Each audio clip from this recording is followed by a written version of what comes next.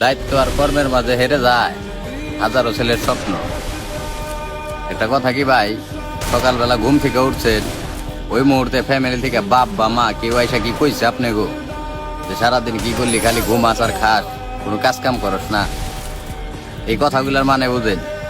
আমি যে বলতাছি, যে পরিস্থিতির শিকার হয়েছে একমাত্র ওরাই বুঝে যে কথাগুলো কতটা কষ্টদায়ক। অথচ ফ্যামিলির মানুষগুলো কিন্তু জানে না যে শুধু আমি না, আমার মতো হাজার হাজার ছেলে আছে যারা নাকি আমার চেয়ে মানে নিজে গোছে বেশি স্বপ্ন দেখা গেলাম তার ফ্যামিলির নিয়ে।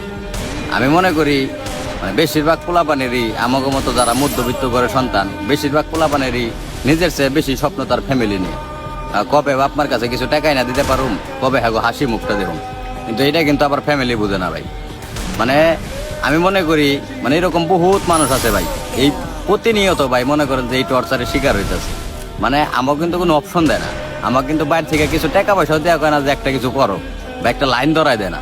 মানে তাকে একটা কথাই যে তোমরা কিছু কইরা নাও, মানে এই যে যে কথাগুলা ভাই, এইগুলা মনে করেন যে যারা পরিস্থিতির শিকার হয়েছে একমাত্র ওরাই বুঝে।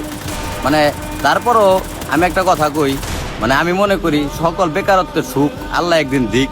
আর আমি মনে করি প্রত্যেক বাবা মার মুখে যেন আমাদের মতো যারা সন্তান আছে সবাই একদিন হাসি ফুটাক, আল্লাহ সবার মনের কথাগুলো